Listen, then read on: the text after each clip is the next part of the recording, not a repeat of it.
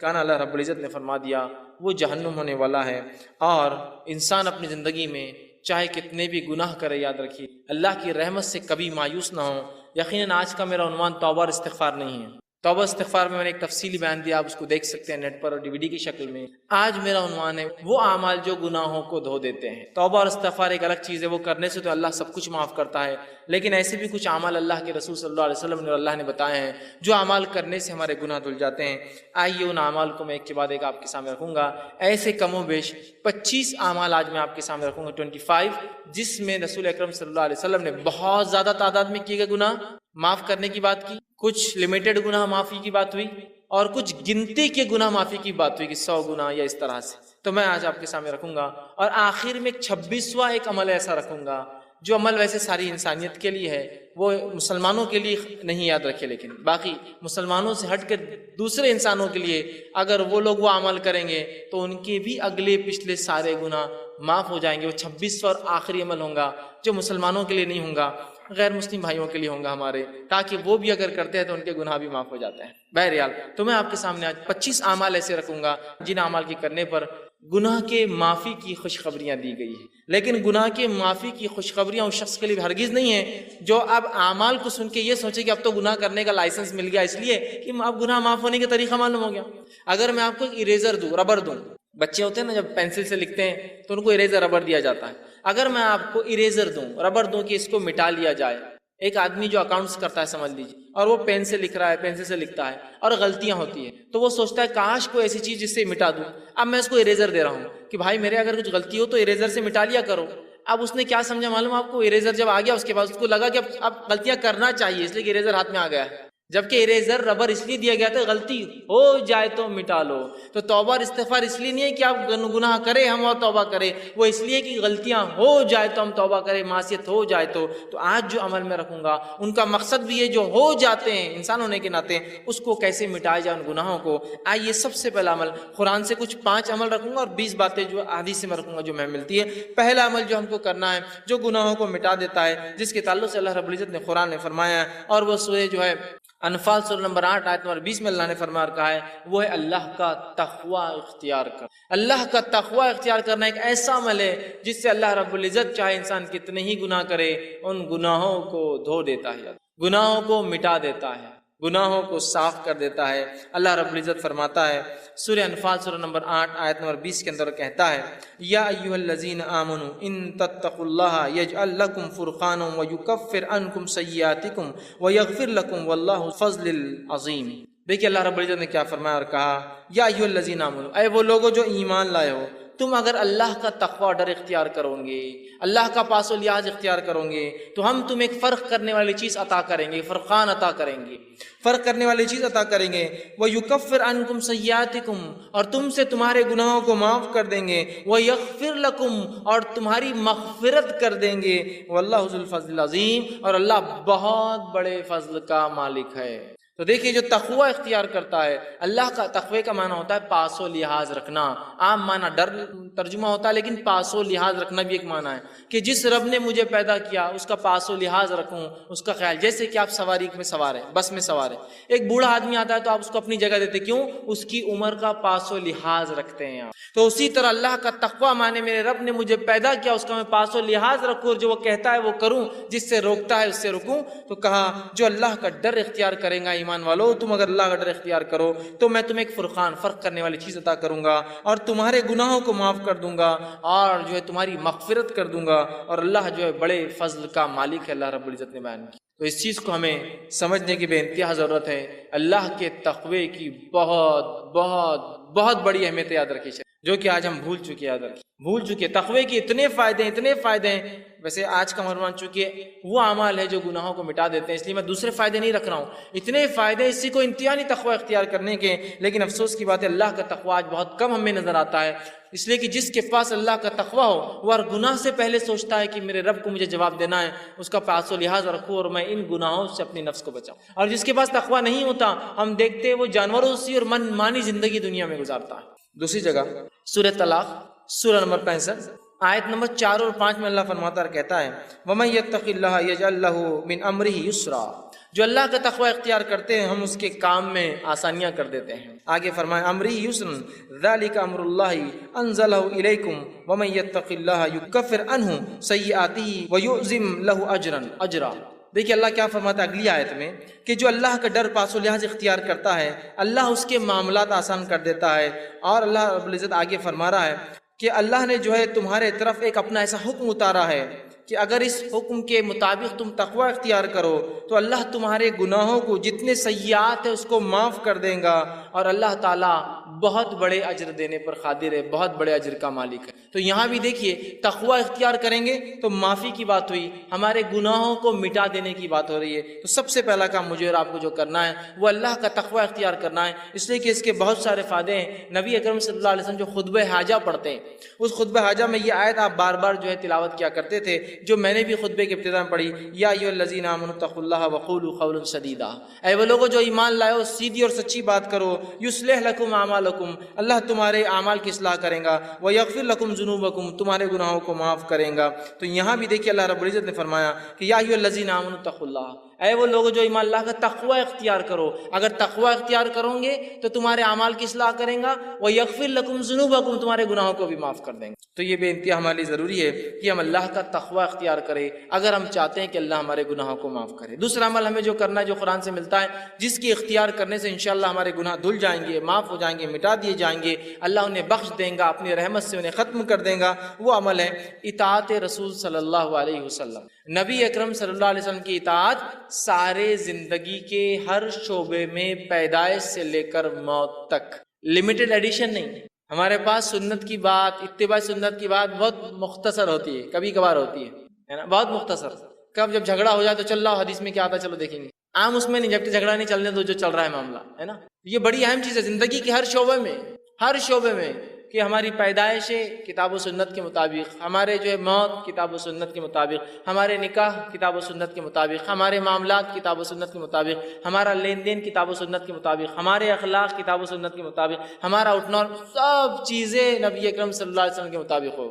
یہ نہیں کہ بس زندگی کے مخصوص شعبہ میں تو اختیار کر لیے، باقی میں وہی معاملہ چل رہا ہے۔ اطاعت رسول صلی اللہ علیہ وسلم کا نتیجہ یہ سورہ آل عمران سورہ نمبر 3 آیت نمبر 31 میں اللہ نے فرمایا، جو خطبے میں نے آیت تلاوت کی، قل ان کنتم تحبون اللہ فاتبعونی یحببکم اللہ ویغفر لکم ذنوبکم واللہ غفور الرحیم۔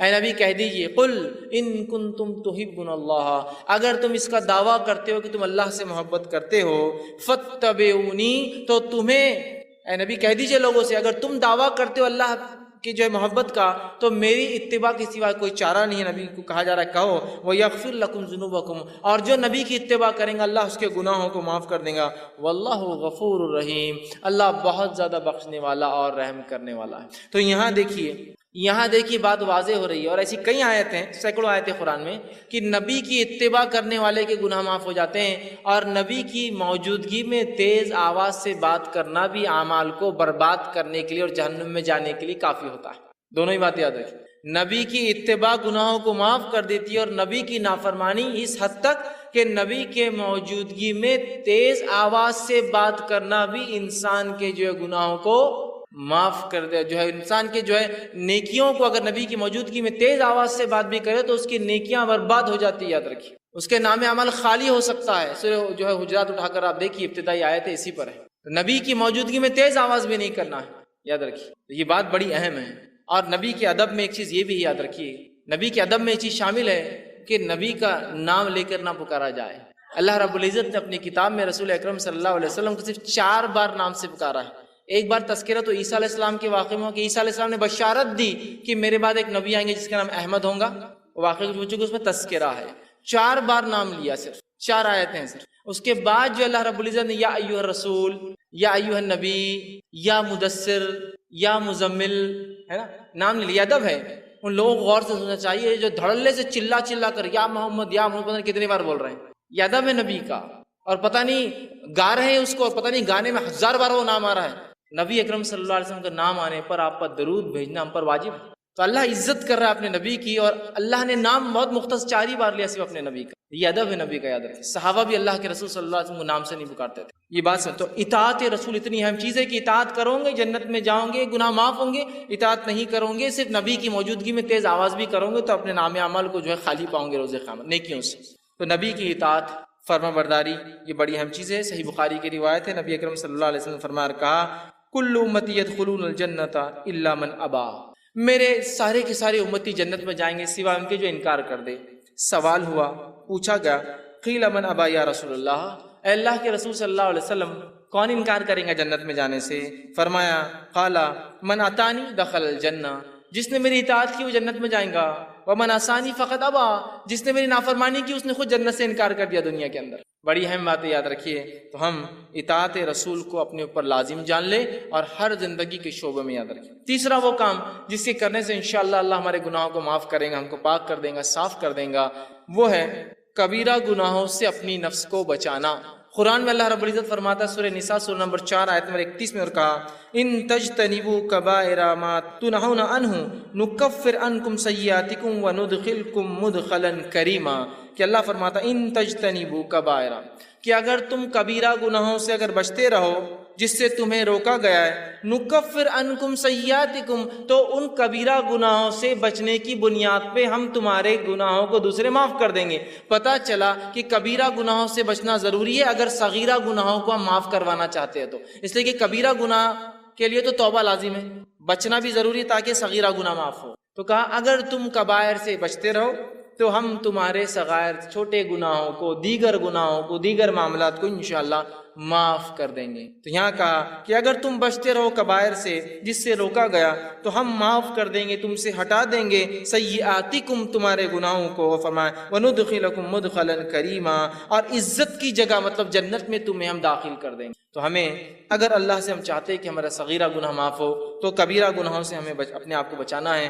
صحیح مسلم کی روایت ہے، ابو ہریرہ رضی اللہ عنہ حدیث کے راوی فرماتے ہیں، غور سے سنیے، آپ نے فرمایا 5 نمازیں جمعہ سے لے کر جمعہ تک اور رمضان سے لے کر رمضان تک، مطلب ایک نماز سے دوسری نماز، ایک جمعہ سے دوسرا جمعہ، ایک رمضان سے دوسرے رمضان تک، آپ فرما رہے ہیں رمضان المبارک تک اپنے درمیانی گناہ جو وقفے میں ہوتے ہیں ان کو معاف کروا دیتے ہیں۔ ایک نماز سے دوسری نماز کی جو گناہ ہوتا ہے وہ معاف کروا دیتی ہے۔ ایک جمعہ سے دوسرا جمعہ آدمی جب تک پڑھتا ہے تو وہ جمعہ سے جمعہ تک ایک آنے والا جمعہ پچھلے گناہوں کو معاف کر دیتا ہے، اور ایک رمضان سے اگلے رمضان آنے تک جب انسان اس میں اچھے عمل کرتا ہے تو اللہ اس کے گناہوں کو سال بھر کے، مطلب ڈیلی، ویکلی اور ایئرلی گناہ کیسے معاف ہوتے بتایا جا رہا، نماز سے نماز، جمعہ سے جمعہ، رمضان سے رمضان۔ تو آپ نے فرمایا گناہ معاف ہو جاتے ہیں، مطلب یہ معاف کروا دیتے ہیں۔ معاف کرنے والے نہیں، گناہوں کو دور کرنے والے اعمال ہیں، بس شرط ہے کہ اب یہ تینوں کب ورک کریں گے، کنڈیشن اپلائیڈ۔ نماز سے نماز کب گناہوں کو معاف کروائیں گی، جمعہ سے جمعہ کب گناہوں کو معاف کروائیں گا، رمضان سے رمضان کب گناہ معاف ہوں گے؟ آپ نے فرمایا بس شرط ہے کہ، کنڈیشن اپلائیڈ ہے کہ کبیرہ گناہوں سے بچتا رہے۔ ہوں گے بچنا ضروری ہے، نہیں ہوں گے تو پھر انسان کہاں بچیں گے؟ بچنا ضروری ہے۔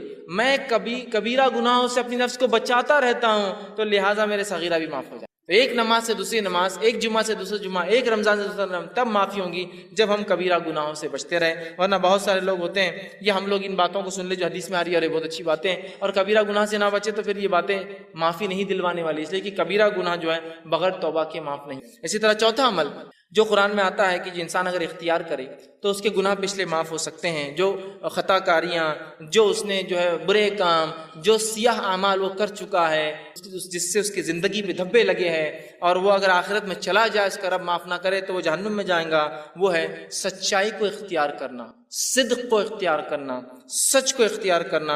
اس لیے کہ اللہ رب العزت نے سچ اختیار کرنے کے فائدے جو بتائے اس میں سے ایک فائدہ یہ ہے کہ گناہ کو معاف کر دیتا ہے۔ اللہ رب العزت قرآن میں یوں فرماتا ہے، اور سورہ جو زمر کی آیت ہے، سورہ نمبر جو 39 اور اس آیت نمبر 34 اور 35 میں اللہ نے کہا اور فرمایا والذی جاء بالصدق وصدق به اولئک هم المتقون، کہ اللہ نے فرمایا کہا اور جو لوگ سچے دین لائے اور جو سچائی کو جانے اس پر عمل کرے یہی لوگ نیکوکار ہے، پارسا ہے، صاف ستھرے لوگ ہیں۔ لہم ما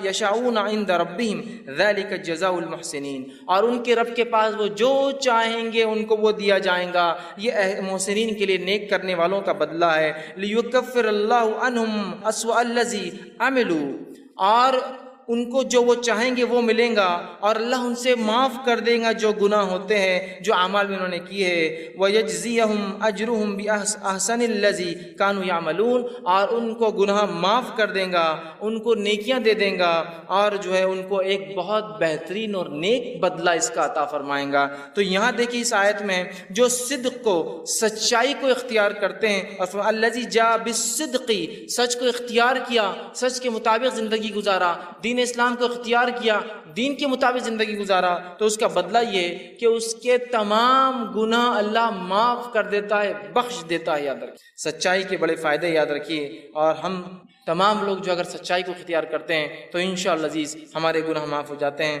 صحیح بخاری کی روایت ہے، عبداللہ ابن مسعود رضی اللہ عنہ حدیث کے راوی فرماتے ہیں اور کہتے ہیں، نبی اکرم صلی اللہ علیہ وسلم نے فرمایا اور کہا، سچ کو لازم پکڑو، کیونکہ سچ نیکی کی طرف رہنمائی کرتا ہے، اور نیکی جنت کی جانب رہنمائی کرتی ہے۔ اور آدمی سچ بولتا ہے اور سچ بولتا ہے اور سچ بولتا ہے، حتیٰ کہ اس کا نام سچوں میں لکھ دیا جاتا ہے۔ اور پھر آگے آپ نے فرمایا اور کہا، اور یاد رکھو جھوٹ سے بچو، اس لیے کہ جھوٹ برائی کی طرف لے جاتا ہے، اور برائی جہنم کی طرف لے جاتی ہے۔ انسان جھوٹ بولتا ہے اور جھوٹ بولتا ہے اور جھوٹ بولتا ہے، اور اس کا نام کذاب، جھوٹوں میں لکھ دیا جاتا ہے۔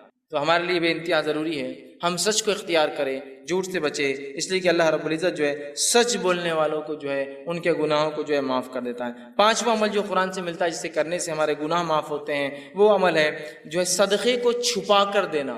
صدقے کو چھپا کر دینا، بتا کر ظاہر کر کے نہ دینا۔ حالانکہ صدقے کو ظاہر کر کے دینا بھی جائز ہے، لیکن چھپا کر دینا یہ افضل عمل ہے۔ اللہ رب العزت فرماتا ہے سورہ بقرہ سورہ نمبر 2 آیت میں 271 میں اللہ نے فرمایا اور کہا، ان تبدوا الصدقات فنعما ہی وان تخفوها وتؤتوها الفقراء فهو خیر لکم ویکفر عنکم من سیئاتکم واللہ بما تعملون خبیر۔ اللہ فرماتا ہے اگر تم اپنے صدقات کو ظاہر کر کے دو تو یہ بھی اچھا ہے، لیکن اگر چھپا کر دو، مخفی دو، ڈھانپ کر دو، تو یہ تمہارے لیے زیادہ خیر ہے۔ جو تم فقیروں کو چھپا کر دو یہ تمہارے لیے زیادہ بہتر ہے۔ اللہ اس صدقے کی برکت سے تمہارے گناہوں کو معاف کر دیں گا، مٹا دیں گا، ہٹا دیں گا، تم سے دور کر دیں گا۔ اور فرمایا سیئاتکم وبما تعملون خبیر، اور اللہ ہر اس عمل سے خبردار ہے جو تم کرتے ہو۔ تو صدقہ دکھا کر بھی دیا جا سکتا ہے اس سماج میں جہاں آپ کو لگتا ہے صدقہ دکھا کر دینے سے لوگ جوش میں آئیں گے اور عمل کریں گے، اور وہاں جہاں دیتے ہیں لوگ اور آپ بہتر سمجھتے چھپا کر دیں تو وہاں بند مٹھی دینا افضل ہے، اس لیے کہ صدقہ چھپا کر دینے سے گناہ معاف ہوتے ہیں، گناہ ہٹا دیے جاتے ہیں، اللہ رب العزت نیکی ہمارے نام اعمال میں لکھتا ہے۔ یہ بہت بڑی بات ہے، ہمیں کوشش کرنا چاہیے کہ ہم صدقہ کریں اور چھپا کر کریں، اور اپنے صدقے کو منی والعزا دکھاوا کر کے، جتلا کر، بار بار یاد دلا کر کہ ہم نے تمہیں صدقہ دیا تھا، ہم برباد نہ کریں۔ آئیے چھٹا عمل جو ہم کو ملتا ہے قرآن سے، جس کے کرنے سے ہمارے گناہ معاف ہو سکتے ہیں، اللہ مٹا دیں گا، وہ ہے اللہ سے جو ہے ڈرنا، اور بغیر دیکھے ڈرنا۔ چونکہ ہم نے اللہ کو دیکھا نہیں ہے، اس کے بعد بھی اس کے اگر کوئی شخص خشیت اختیار کرتا ہے، ڈر اختیار کرتا ہے، اللہ گناہ معاف کرتا ہے۔ یہ بات کو اللہ رب العزت سورہ ملک سورہ نمبر 66 آیت نمبر 12 میں فرما کہا، ان الذین یخشون ربهم بالغیب لهم مغفرۃ واجرا کبیر۔ اللہ نے فرمایا یقیناً جو لوگ اپنے رب سے بغیر دیکھے ڈرتے ہیں، خشیت اختیار کرتے ہیں، ان کے لیے اپنے رب کی طرف سے گناہوں کی معافی، مغفرت ہے، اور بہت بڑا اجر آخرت میں ایسے لوگوں کے لیے رکھا جائے گا جو بغیر دیکھے اپنے رب سے ڈر کر گناہوں کو نہیں کرتے ہیں، نیکیوں کو کرتے ہیں، سبقت لیتے ہیں۔ سمجھ رہے ہیں بات کو؟ کتنی اہم بات اس حدیث میں بتایا، جو ہے قرآن کی آیت میں بتائی جا رہی ہے کہ ہم جو ہے اللہ کو بغیر دیکھے کا خشیت اختیار کریں، کہ اللہ تو ہمیں دیکھ رہا ہے، ہم تو نہیں دیکھ سکتے، اللہ دیکھ رہا ہے، اور نیکیاں کریں تو انشاءاللہ ہمارے گناہ اللہ رب العزت جو ہے معاف کر دیتا ہے، اور جہنم سے ہماری جو ہے نجات کر دیں گے۔ اسی طرح ساتواں وہ عمل جس سے کرنے سے گناہ معاف ہوتے ہیں اور نیکیوں میں انسان کا اضافہ ہوتا ہے، وہ ساتواں عمل یہ ہے کہ انسان جو ہے وضو کرنے کے بعد 2 رکعت نماز پڑھے۔ بڑا اہم عمل ہے، بہت چھوٹا سا عمل بھی، اور اتنی فضیلت ہے اس کی۔ صحیح بخاری کی روایت ہے، آپ صلی اللہ علیہ وسلم نے فرمایا اور کہا، حدیث کے الفاظ دیکھیے ایسے ہیں کہ آپ صلی اللہ علیہ وسلم کے تعلق سے عثمان رضی اللہ عنہ فرماتے ہیں، اور ان کے غلام اس حدیث کو روایت کرتے ہیں جن کا نام حمران تھا، وہ کہتے ہیں کہ عثمان ابن عفان رضی اللہ عنہ نے ایک مرتبہ وضو کا پانی منگوایا، میں نے وضو کا پانی لایا، آپ نے وضو کو اچھی طرح کیا، پہلے اپنے ہاتھوں کو 3 بار دھویا، پھر جو ہے کلی کی اور ناک میں پانی 3 بار لیا، پھر چہرے کو 3 بار دھویا، پھر سیدھے ہاتھ کو کونیوں تک اچھے سے 3 بار دھویا، پھر الٹے ہاتھ کو کونیوں تک 3 بار اچھے سے دھویا، پھر سر کا مسح کیا، کانوں کا خلال کیا، اور اس کے بعد اپنے دونوں پیر، سیدھے پیر الٹے پیر کو ٹخنے تک دھوئے، اور اس کے بعد فرمایا اور کہا کہ جو شخص ایسا وضو کرے 3 بار جس طرح سے میں نے بتایا ہے، اور فرمایا اور اس کے بعد 2 رکعت نماز پڑھ لے، اس کو تحیۃ الوضو کہتے ہیں، یہ کر لے ایسا عمل وضو مکمل، پھر جا کے 2 رکعت نماز پڑھے، اس کو تحیۃ الوضو کہتے ہیں۔ تو وہ فرماتے ہیں، رسول اکرم صلی اللہ علیہ وسلم نے فرمایا کہ اللہ اس کے پچھلے تمام گناہ معاف کر دیتے۔ لیکن اس حدیث میں ایک بات اور جو اضافی آتی ہے، دوسری روایتوں میں الفاظ آتے ہیں، وہ یہ ہے کہ وہ 2 رکعت نماز پڑھے وضو کے بعد، اور ایسی پڑھے کہ دل میں دوسرے کوئی خیالات نہ آئے، کوئی خیالات نہ آئے کہ یہ کیا ہو رہا ہوگا، وہاں کیا ہو رہا، بزنس سے کیا، یہاں جا، کوئی خیال نہ آئے، تو اس کے پچھلے سارے گناہ معاف کر دی جاتے ہیں۔ لیکن ایک بات میں یہاں ضرور رکھنا چاہوں گا، وہ یہ ہے کہ یہ تمام صغیرہ گناہ معاف ہوتے ہیں، کبیرہ گناہ بغیر توبہ کے معاف نہیں ہوتے، یہ بات یاد رکھ لیں، اس کے لیے توبہ ضروری ہے، اور بندوں کا حق ہے تو بندے سے معافی بھی ضروری ہوتی ہے، لیکن یہ صغائر سارے معاف ہو جائیں گے۔ صرف ایک عمل دیکھیے، اچھے سے وضو کرنا پرفیکٹلی، اور جا کے 2 رکعت نماز پڑھنا تحیۃ الوضو، گناہ سارے اس کے معاف ہو جائیں۔ اسی طرح جو ہے صحیح بخاری کی روایت ہے، جو حضرت عثمان رضی اللہ عنہ جب وضو کر چکے تو کہنے لگے کہ تم کو ایک حدیث سناتا ہوں، مطلب انہوں نے وضو کیا اور حدیث سنائی دوسرے لوگوں کو، اور کہا رسول اکرم صلی اللہ علیہ وسلم نے جو ہے میرے سامنے ایسا وضو کیا، اور کہا جو شخص اچھے سے اس طرح سے وضو کرے، اور پوری حدیث ان کو سنائی، اور اچھی طرح وضو کرنے کے بعد 2 رکعت نماز پڑھے، تو اس نے جتنے گناہ کیے ہوں گے اس نماز کی وجہ سے دوسری نماز تک، مطلب ایک نماز سے دوسری نماز تک وہ سارے گناہ بھی معاف۔ مطلب ایک انسان نے وضو کیا، وضو کرنے کے بعد ایک نماز پڑھی، سمجھ لیجیے تحیۃ الوضو نہیں، ایک نماز پڑھی، اگر یہ نماز کیا پھر دوسری بار وہ مسجد میں آتا ہے، پھر اچھے سے وضو کرتا ہے اور نماز پڑھتا ہے، تو یہ نماز سے وہ نماز تک بھی اس سے گناہ معاف ہو جاتے ہیں، اور اوپر والی روایت میں تھا کہ سارے گناہ معاف ہو جاتے ہیں۔ تو دیکھیے کتنی بڑی باتیں بتائی جا رہی ہے صرف وضو کر کے اچھے سے نماز پڑھنے پر۔ 8واں پوائنٹ جس کے کرنے سے 8ویں بات جس سے حدیث میں آتا ہے کہ گناہ معاف ہو سکتے ہیں، وہ یہ ہے کہ نماز کے لیے اچھے سے وضو کرنا، جہاں وضو کے بعد نماز پڑھنا گناہ کو معاف کرتا ہے، وہیں اپنی ذات سے وضو کرنا بھی گناہوں کو معاف کرتا ہے، یاد رکھیے۔ جہاں اچھے سے وضو کر کے نماز پڑھنا ثواب دیتا ہے، وہیں صرف اچھے سے وضو کرنا بھی انسان کے گناہ معاف کر دیتا ہے۔ اس سے ایک بات جو پتہ چل رہی ہے، اور بھی حدیث ابھی آگے آ رہی ہے جو پتہ چلیں گی، وہ یہ ہے یہ تمام باتیں اس شخص کے لیے جو مسجد آتا ہے اور نماز پڑھتا ہے۔ نمازی جو نہیں ہے اس کے لیے سارے دروازے بند ہو جاتے ہیں۔ دیکھیے خود دیکھیے وضو کون کرے گا؟ جو نماز پڑھتا ہے۔ تحیۃ الوضو کون پڑھے گا؟ جو نماز پڑھتا ہے۔ تحیۃ المسجد کون پڑھے گا؟ جو نماز پڑھتا ہے۔ نفل اور مؤکدہ اور فرض کون پڑھے گا؟ جو نماز پڑھتا ہے نا؟ تو یہ ثواب سارے نمازیوں کے لیے۔ اب جو آدمی نماز نہ پڑھتا ہو تو اندازہ لگائے اس کے گناہ کتنے بڑھ رہے ہیں، اور صاف کرنے کا کوئی راستہ ہی نہیں ہو سکتا۔ تو مسجدوں سے اپنا رشتہ جوڑ لے، ہم یاد رکھیے، تاکہ جانے انجانے میں جو گناہ ہو رہے سب معاف ہوتے جائیں گے ایک کے بعد ایک۔ کہ تو ایک وضو کرا، اچھے سے 2 رکعت پڑھی، سارے گناہ معاف۔ ایک وضو کے بعد نماز پڑھی، اگلے وضو کے بعد نماز پڑھی تو بیچ کے گناہ معاف۔ ساری باتیں تو نمازیوں کے تعلق سے آ رہی ہیں۔ آئیے وضو خود کرنے سے بھی گناہ معاف ہو جاتے ہیں، اللہ رب العزت گناہوں کو معاف کرتا ہے۔ صحیح مسلم کی روایت ہے، رسول اکرم صلی اللہ علیہ وسلم کے تعلق سے ابو ہریرہ رضی اللہ عنہ فرماتے ہیں اور کہتے ہیں، کیا میں تمہاری رہنمائی نہ کروں ایسے کاموں پر جن کی وجہ سے اللہ تعالیٰ تمہارے گناہوں کو مٹا دے؟ اللہ کے رسول نے فرمایا، کیا تمہاری رہنمائی کروں میں، گائیڈنس کروں تمہارا ایسے اعمال کی طرف جن کے کرنے سے اللہ تمہارے گناہوں کو مٹا دیں گا اور ان کے درجات بھی بلند کریں گا، تمہارے مقامات بھی بلند کریں گا؟ اور لوگوں نے کہا اللہ کے رسول صلی اللہ علیہ وسلم کیوں نہیں، آپ ذرا بتائیے۔ تو آپ صلی اللہ علیہ وسلم نے فرمایا اور کہا، وضو کا پورا کرنا جو ہے سختی اور تکلیف میں، وضو کو اچھے سے کرنا کمپلیٹ، سختی اور تکلیف سے مراد سردی کے دن ہے، پانی ٹھنڈا ہے، گرمی کے دن ہے، پانی گرم آ رہا ہے، اوپر ٹھنڈا گرم ہو چکا ہے دن بھر میں، ہے نا، ہوتا ہے نا۔ تو سردی اور گرمی میں، چونکہ ہم جس علاقے میں ہوتے ہیں ہم کو گرمی کا وضو نہیں معلوم، سردی کا وضو معلوم، صرف تکلیف دہ ہوتا ہے وہ۔ گرمی کا وضو بھی اگر آپ کو دیکھنا ہے تو آپ کبھی دیکھ سکتے ہیں۔ ایک مرتبہ میرا راجستھان کا سفر ہوا پروگرامز کے سلسلے میں، وہاں میں گیا، ایک مقام پہ اترا تو صاحب مجھ سے کہنے لگے، آپ کیا غسل لیں گے؟ تو میں نے کہا ہاں، بہت سفر میں تھکان ہو گئی، بڑا پسینہ، گرمی تھی۔ تو کہا بیٹے برف کی سیل ڈال دو وہ بکیٹ کے اندر جا کر۔ وہ پریشان ہوں گے، برف کی سیل بکیٹ میں کیوں ڈال دوں؟ اور واقعی میں انہوں نے اچھا کیا تھا، برف کی سیل ڈالی تھی بکیٹ میں، ورنہ وہ پانی اتنا گرم تھا کہ آپ ہاتھ بھی نہیں لگا سکتے اس کو، چونکہ گرمی کی وجہ سے وہاں سردی میں جتنا ٹھنڈا ہوتا ہے تو گرمی میں پانی اتنے 50 ڈگری 60 ڈگری تک چلا جاتا ہے گرم۔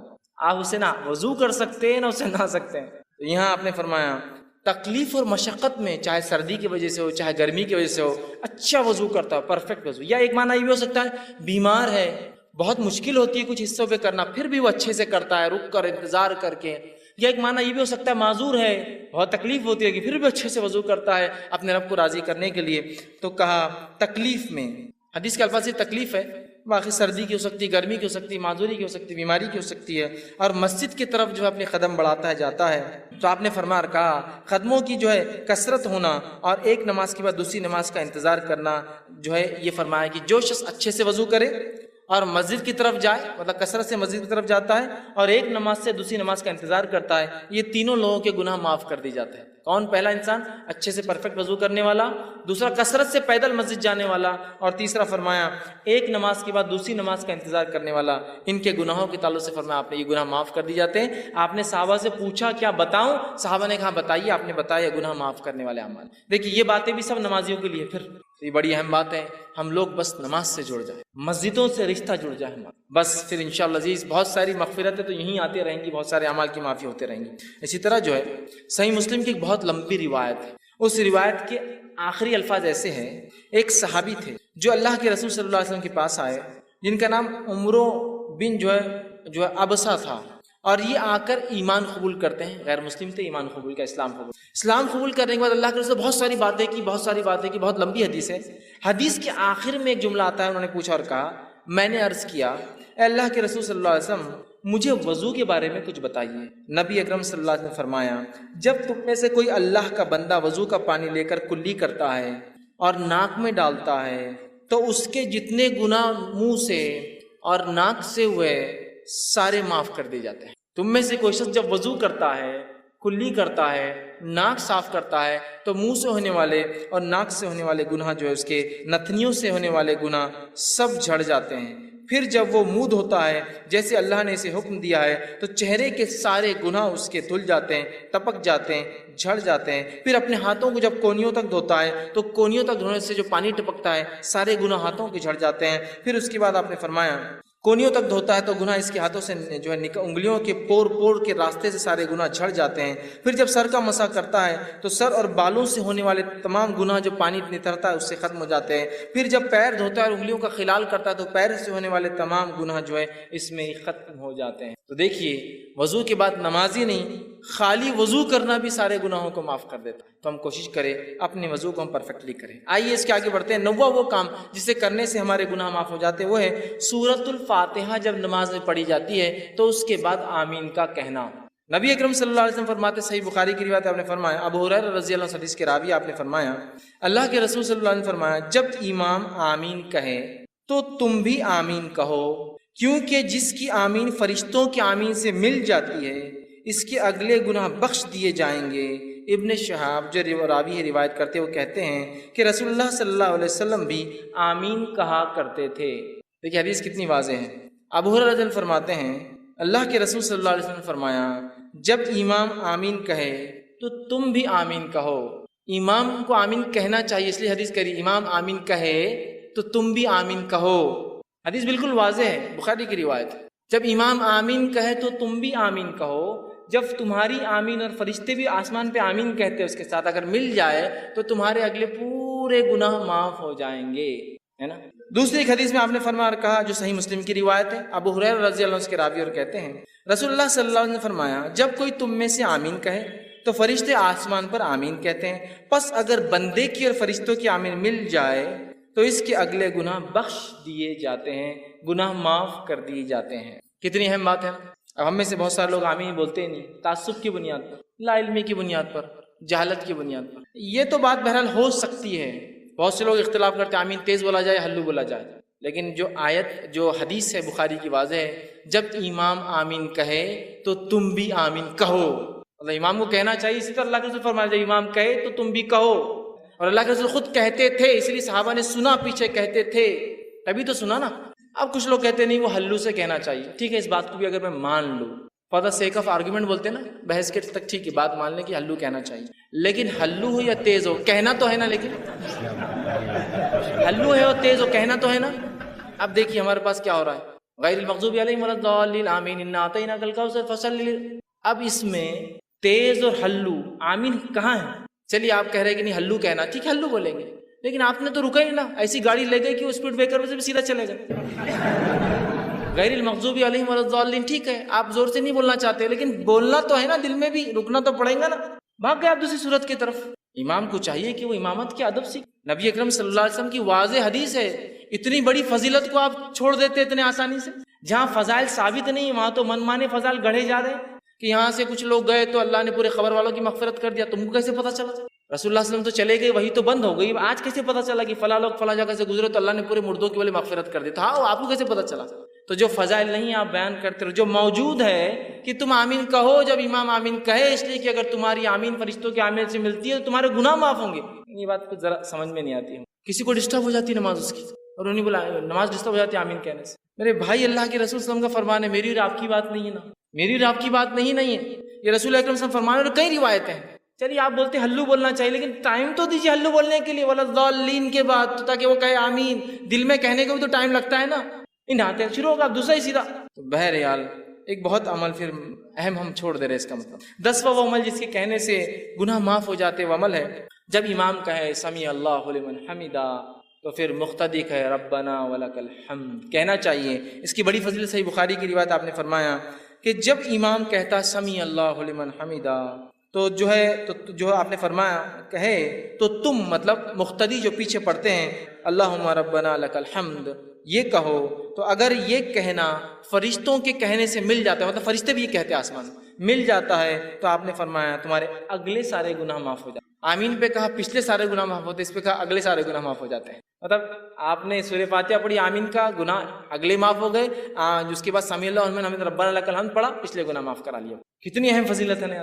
تو ہمیں سمیع اللہ لمن حمدہ کے بعد ربنا لک الحمد بھی کہنا چاہیے, یاد رکھیں. ٹھیک ہے, اس کی بھی بڑی فضیلت ہے, اور اس کے لیے بات بتائی گئی کہ پچھلے گناہ معاف ہو جاتے. اسی طرح 11ویں بات جو بتائی گئی جس کے کرنے سے عمل کرنے سے گناہ معاف ہوتے, وہ یہ ہے کامل توجہ کے ساتھ جمعے کا ادا کرنا, پورے خشوع اور خضوع کے ساتھ جمعہ پڑھنا, جمعے کی نماز پڑھنا. مطلب یہ ہفتے واری گناہ کیسے معاف ہو وہ آئی بات ہے. وہ روز کے گناہ تھے, مطلب نماز سے نماز تھے, اب ویکلی گناہ کیسے معاف ہو سکتے ہمارے جمعے سے جمعہ. آپ سے فرمایا کہا, بخاری کی روایت ہے, سلمان فارسی رضی اللہ عنہ حدیث کے راوی ہے, وہ کہتے ہیں کہ اللہ کے رسول صلی اللہ علیہ وسلم فرمایا کہا, جو آدمی جمعے کے دن غسل کرتا ہے اور اتنا پرفیکٹ جہاں تک ہاتھ جاتا ہے اپنے آپ کو اچھے سے صاف کرتا ہے, اچھے سے دھوتا ہے, پھر فرمایا صفائی کرتا ہے جہاں تک بھی ہاتھ جاتا ہے, پھر اپنے تیل میں سے تیل لگاتا ہے, مطلب اپنے بالوں میں تیل لگاتا ہے, پھر اپنے گھر والوں کی خوشبو میں سے خوشبو لگاتا ہے, مطلب اگر میسر نہ ہو خود کی نہ ہو تو گھر والوں کی خوشبو بھی لگا سکتا ہے, لے کر خوشبو لگاتا ہے, عطر لگاتا ہے. پھر کہتے ہیں پھر نکلے اور مسجد میں آئے اور اگلی صفوں میں بیٹھے, آگے بیٹھے جا کر. اس کے بعد جو ہے 2 آدمیوں کو الگ نہ کرے, مطلب پیٹ انگال کے نہ جائے, 2 آدمیوں کو الگ نہ کرے, اگلی صف میں جا کے بیٹھے, اور اس کے بعد جتنی نماز اس کے مقدر میں ہوتی نماز کو ادا کرے, مطلب جتنی ہو سکتی نفل پڑھے, سنت و نوافل کا اہتمام کرے. جب امام خطبہ دیتا ہے تو خاموش رہ کر غور سے اس کے خطبے کو سنے کہ وہ کیا کہہ رہا ہے, اور اس کے بعد جمعہ ادا کرے. تو ایسے انسان کے ایک جمعہ سے لے کر دوسرے جمعہ تک تمام گناہ معاف ہو جائے. جمعہ پڑھنا ہے خشوع اور خضوع کے ساتھ, ویکلی گناہ معاف کروا لینا ہے, اچھے سے نہایا, جہاں جا کر ہاتھ جا سکتا ہے, تیل لگایا, خوشبو, دیکھیے کوئی بھی ایسی چیز نہیں جو آپ بولیں ارے بہت مشکل کام دکھ رہا ہے اس میں سے, کچھ بھی نہیں. پھر تیل لگایا, خوشبو لگائی, مسجد گئے, اگلی صفوں میں بیٹھے, لوگوں کو انگالا نہیں, مطلب خالی جگہوں میں سے گئے, اس کے بعد 2 لوگوں کو الگ نہیں کیا, نزدیک بیٹھے, خود خطیب کو غور سے دیکھا, سنا, جمعہ پڑھی, تو ایک جمعہ سے دوسرے جمعہ اس کے سارے گناہ معاف ہو جائے. کتنی بڑی بات بتائی جا رہی ہے. اسی طرح جو 12واں عمل جو ہے جس سے گناہ معاف ہوتے ہیں وہ یہ ہے کہ جو ہے نماز گناہوں کو مٹانے والی ہے. نماز خود بذات ایسا, وضو کر کے نماز پڑھنا ہے, وضو کرنا گناہ مٹاتا ہے, نماز بھی گناہوں کو مٹاتی ہے. صحیح مسلم کی روایت ہے, نبی اکرم صلی اللہ علیہ وسلم فرمایا, عبداللہ بن مسعود رضی اللہ عنہ اس حدیث کے راوی, وہ کہتے اور فرماتے ہیں, ایک آدمی رسول اللہ صلی اللہ علیہ وسلم کے پاس آیا اور عرض کیا, اے اللہ کے رسول صلی اللہ علیہ وسلم, میں نے ایک عورت کے ساتھ زنا چھوڑ کر باقی سب عمل کیا ہے, صرف زنا نہیں کیا. حدیث کے الفاظ دیکھیے, اس نے کہا, یا رسول اللہ صلی اللہ علیہ وسلم, ایک عورت سے میں نے مزہ اٹھایا مدینہ کے کنارے, اور میں نے سوائے جماع کے اس کے ساتھ سب کچھ کیا, زنا چھوڑ کر باقی سب کچھ. آپ میرے بارے میں حکم لگا دیجئے, سزا دے دیجئے, کیا میری سزا ہوتی ہے گناہ کی. ٹھیک. اللہ کے رسول جو ہے صلی اللہ علیہ وسلم کے ساتھ حضرت عمر کھڑے تھے. کہا, حضرت عمر نے کہا, جس گناہ کو تم نے چھپ کر کیا تھا کاہے کو آ کر بتایا لوگوں کے سامنے, توبہ کر لیتے اپنے رب سے خاموشی میں. زنا کی تو سزا ہے, اس کی کوئی حکم نہیں ہے نا, یہ تو گناہ ہے, اس کے لیے توبہ کرنا ہے. تو کہا جو گناہ تم نے چھپ کر کیا تھا, اب کاہے لوگوں کے سامنے تم نے آ کر بتایا, چھپا لیتے. ٹھیک ہے. تو وہ شخص وہاں سے چلا گیا. رسول اکرم صلی اللہ علیہ وسلم نے اس کو واپس بلایا, کہا ادھر آؤ.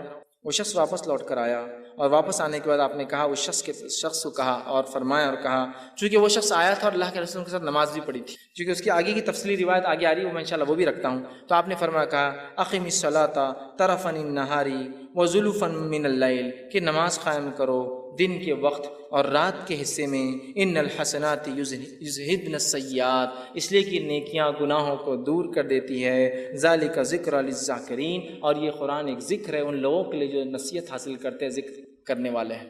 تو یہاں دیکھیے کہا ان الحسنات یذہبن السیئات، نیکیاں جو ہے گناہوں کو مٹا دیتی ہے۔ چونکہ اس شخص نے نماز پڑھی تھی، آپ نے اشارہ کر دیا نماز پڑھو، مطلب اب تم رب سے اگر معافی مانگنا چاہتے ہو اپنے گناہوں کی تو کثرت سے نماز پڑھو۔ اسی جو ہے واقعے کے آگے اور ایک تفسیرات صحیح مسلم میں آتی ہے، وہ تفسیرات ایسی آتی ہے کہ ایک شخص نبی اکرم صلی اللہ علیہ وسلم مسجد نبی میں آیا، آپ کے ساتھ آپ بیٹھے ہوئے تھے صحابہ کے ساتھ، آ کر اس آدمی نے کہا اور کہا اللہ کے رسول صلی اللہ علیہ وسلم مجھ پہ حد قائم کر دیجئے، میں نے ایسا ایسا کام کیا ہے، گناہ کا کام کیا جس سے مجھ پہ حد قائم کر دیجئے۔ آپ صلی اللہ علیہ وسلم نے اس کا چہرہ اپنا پھیر لیا، وہ سامنے سے آیا، پھر چہرہ پھیر لیا، پھر سامنے سے آیا، پھر چہرہ پھیر لیا، پھر سامنے سے آیا، اذان ہوئی، آپ صلی اللہ علیہ وسلم نے اقامت دی گئی، آپ نے نماز پڑھائی، اس نے نماز ساتھ پڑھی، نماز کے بعد پھر آ گیا اور کہنے لگا کہ مجھ پہ حد قائم کیجیے، میرے سے یہ گناہ ہوئے۔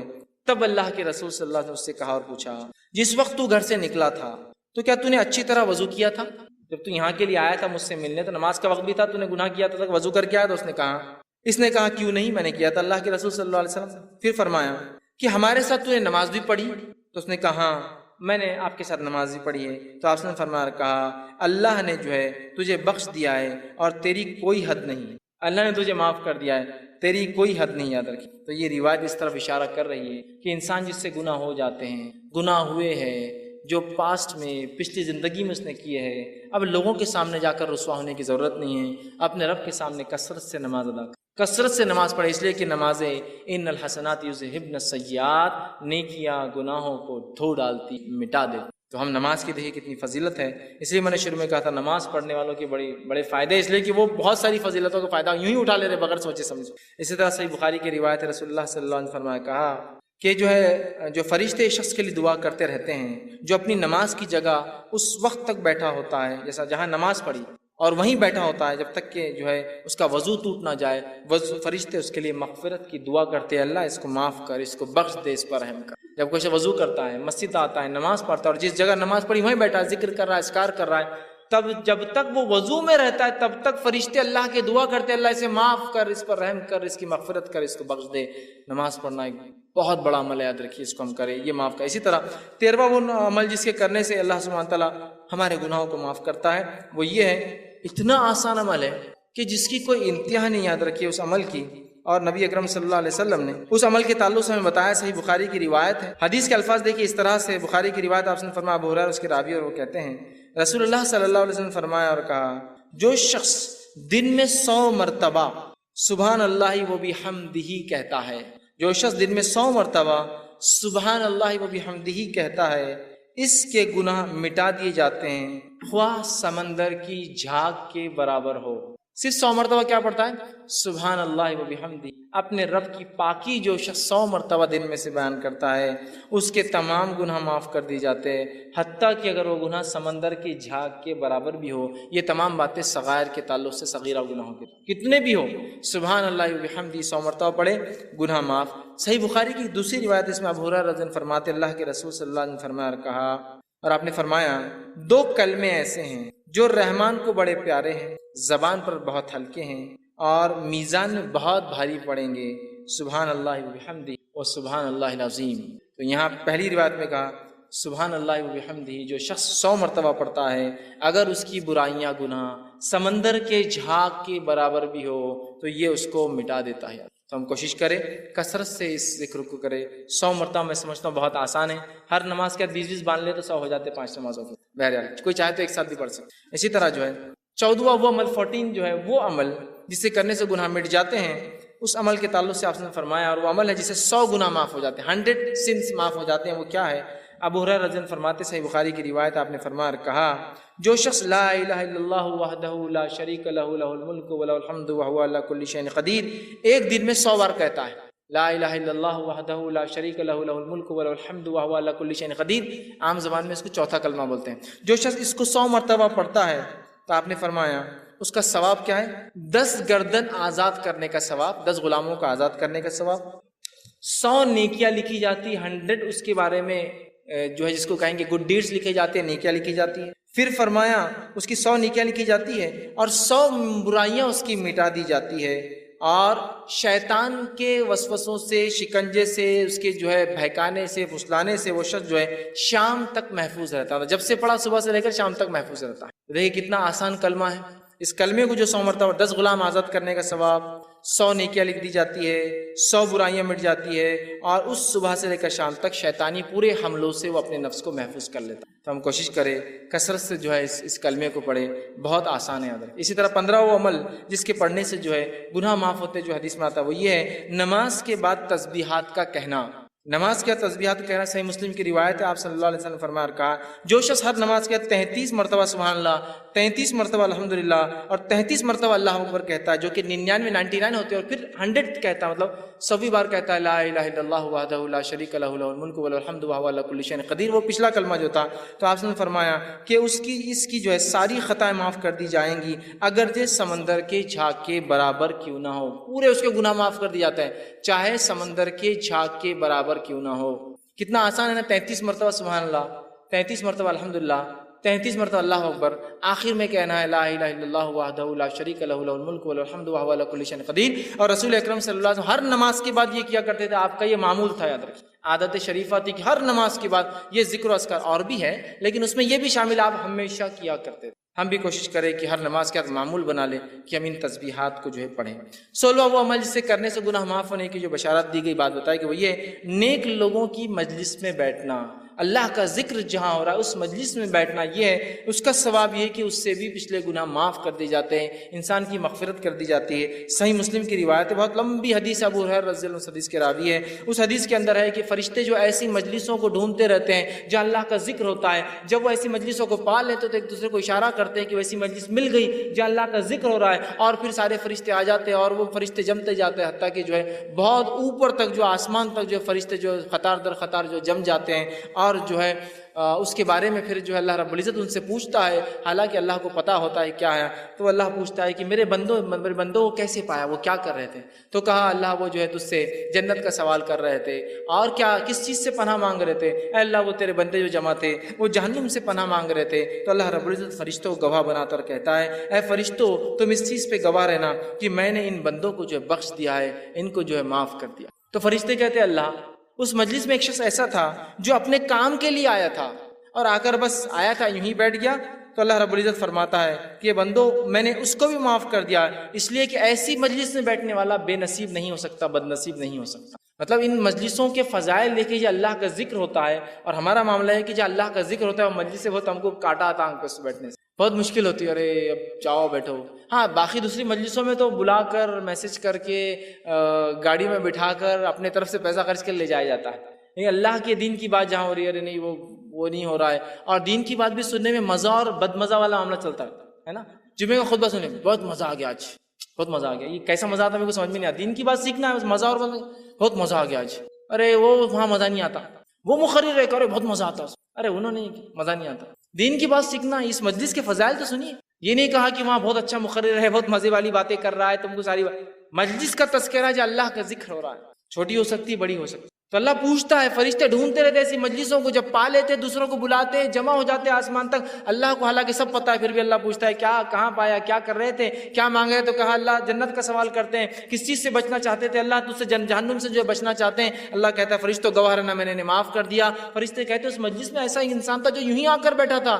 اللہ نے کہا، اللہ سبحانہ تعالیٰ فرماتا ہے یہ مجلس ایسی نہیں ہے جس میں بیٹھنے والا جو ہے بد نصیب ہو، مطلب وہ بھی اس کا فائدہ اٹھا لیتا ہے. اندازہ لگائیے اللہ کے ذکر کا کتنا بڑا فائدہ ہے. ہم کوشش کریں ایسے مجلسوں میں جائیں اور اس کا اہتمام کریں کہ اللہ کا ذکر ہو. ورنہ ہمارے پاس جو مجلسیں ہوتی ہے دنیاوی بات، فالتو باتیں، اور پتہ نہیں کیا کیا مجلس سجتی، مجھے بہرحال بتانے کی ضرورت نہیں. کوئی حرام کاریوں کی مجلس سے سجا رہا ہے، کوئی برائیوں کی مجلس سے سجا رہا ہے، لوگوں کو دعوت دی جاتی ہے. اور جب دینی مجلسوں کا بات آتا ہے لوگوں کی آنکھ پہ کاٹے کھڑے ہو جاتے ہیں، اس لیے کہ وہاں بہت مشکل ہوتی ہے، وہاں مشکل ہوتی ہے. بہرحال اس کو سمجھ نہیں. اسی طرح 17واں وہ بات، وہ گناہ، وہ عمل جس سے کرنے سے گناہ معاف ہوتے ہیں، وہ یہ ہے کہ گناہ کی بات فوراً اللہ کی طرف رجوع ہونا. گناہ ہوا اللہ کی طرف رجوع ہو جائیے کہ اللہ مجھ سے یہ گناہ ہوا، اور توبہ کرنا فوراً یہ گناہوں کو معاف کر دیتا ہے. ابو ہریرہ رضی اللہ عنہ حدیث کے راوی، بخاری کی حدیث ہے. آپ صلی اللہ علیہ وسلم نے فرمایا کہا، حدیث کچھ اس طرح سے کہ نبی اکرم صلی اللہ علیہ وسلم سے جو ہے آپ نے فرمایا کہا، ایک بندہ ہے جو گناہ کرتا ہے اور گناہ کرنے کے بعد عرض کرتا ہے اللہ مجھ سے گناہ مجھے معاف کر دے. اللہ تعالیٰ کہتا ہے فرشتوں سے، اے فرشتوں میرا ایک بندہ ہے جسے معلوم اس کا ایک رب ہے، اور وہ اس کو معاف بھی کر سکتا ہے اور اس کو سزا بھی دے سکتا ہے اور میں نے اس کو معاف کر دیا.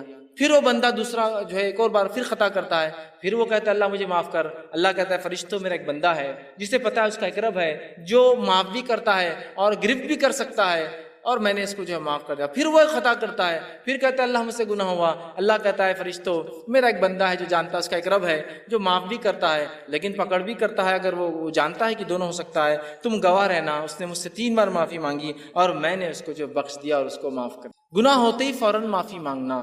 لیکن میں نے شروعات میں بات واضح کر دی تھی, اس کا ہرگز معنی یہ نہیں کہ آپ گناہ کریں اس لیے کہ اب بتایا جا رہا ہے اتنے جلدی معاف ہو جاتے ہیں. جیسے بہت سارے لوگ ہوتے ہیں, لوگوں کو خوب تکلیفیں پہنچاتے ہیں, خوب اذیتیں دیتے ہیں, اور اس کے بعد کہاں چلے گئے وہ صاحب؟ حج کو چلے گئے. حج کو چلے گئے. ایک صاحب مجھے بتانے لگے کہ میں ایک صاحب کے پاس گیا, وہ ایک سنستھا سوسائٹی چلاتے تھے, میں نے ان کو پیسہ دیا جاب کے لیے, وہ مجھے 5-6 سال ٹھگا دیا, کچھ جاب واب نہیں ملی. اس کے بعد میں ایک بار گیا اور کہا اب تو پیسے دے دو, اللہ تم کو معاف نہیں کرے گا. تو بولے میری معافی پہلے ہی ہو گئی. تو صاحب نے کہا ایسے کیسے؟ میں نے حج کر کے آ گیا نا. بولے تو جتوں کا پہلے لیا تھا حج کر کے آ گیا تو پورا کلیئر کر دیا, بولے پرانا اب میرے پہ نہیں رہا. تو اندازہ لگے گویا حج کو ہم نے ایک طریقہ بنایا گناہ کرنے کا. گناہ ہو جائے تو نیکیاں کرنے سے مٹ جاتے ہیں, لیکن اس کا ہرگز مطلب نہیں گناہ کرو اس لیے کہ نیکیاں پھر کرو تاکہ مٹا دو, ہے نا. میں جا کے آ کے حج کو مفتی صاحب نے بول دیا کہ وہ پچھلا سب ختم ہو گیا, بندوں کا بھی ختم ہو گیا اور اللہ کا بھی ختم ہو گیا سب. اندازہ لگائی. تو بہرحال تو اس حدیث کے اندر دیکھیے وہ بندے سے خطا ہوئی, اس نے معافی مانگی, پھر خطا ہوئی, پھر معافی مانگی, پھر خطا ہوئی, پھر معافی مانگی, تو اللہ رب العزت اس کی مغفرت کر دی. اور اس کے آپ نے حدیث سے فرمایا, حدیث کے الفاظ دیکھیے اس طرح سے, ایک مالک ہے جو گناہ بخشتا ہے اور گناہ پر سزا بھی دیتا ہے. میں نے اپنے بندے کو 3 بار بخش دیا ہے, اب وہ جیسے چاہے اعمال کرے, تو میں نے اس کی مغفرت کر چکا ہوں, میں نے اس کی مغفرت کر دی ہے, معاف کر دیا اس کو. اس سے پتہ چلا جیسے ہی ہم سے گناہ ہو فوراً کیا کرنا چاہیے؟ اللہ سے گناہ کی معافی مانگنا چاہیے. یہ نہیں کہ گناہ ہو تو انتظار کرے, ہے نا. گناہ کرتے ہی معافی مانگ لے انسان, لیکن ہم جب گناہ کرتے ہیں تو جان کے کرتے گناہ ہے اور اس لیے معافی نہیں مانگتے کہ اگلی بار کرنا ہے, ابھی ختم تھوڑی ہوا. نہیں, ابھی تو شروعات یہی, ابھی 1-2-4 سال ایسے ہی چلیں گا, اس کے بعد دیکھا جائے گا. تو گویا نیت بھی نہیں وہ معافی مانگنے کی. گناہ ہوا کہ وہ شخص معافی مانگ رہا ہے, اللہ بس خطا ہوگی مجھ سے, احساس ہے اس کو کہ میں غلط کام کر رہا ہوں, یہ احساس ہے لیکن توبہ نہیں. کیوں؟ ابھی کنٹینیو کرنا ہے نا اس چیز کو. اور توبہ کی شرائط میں سے ایک شرط یہ بھی کہ اس کو عمل کو آئندہ نہ دہرائے. یہ نہیں کہ بس توبہ کر لی اور پھر وہ عمل جاری ہے, پھر وہ عمل جاری ہے. وہ شخص ایک غلطی کر رہا ہے, توبہ کر رہا ہے, دوسری غلطی ہو رہی توبہ کر رہا ہے, تیسری غلطی ہو رہی توبہ کر رہا ہے رب سے فوراً. یہ طریقہ یاد رکھیے. تو ہمیں بھی چاہیے غلطی ہو فوراً توبہ کر.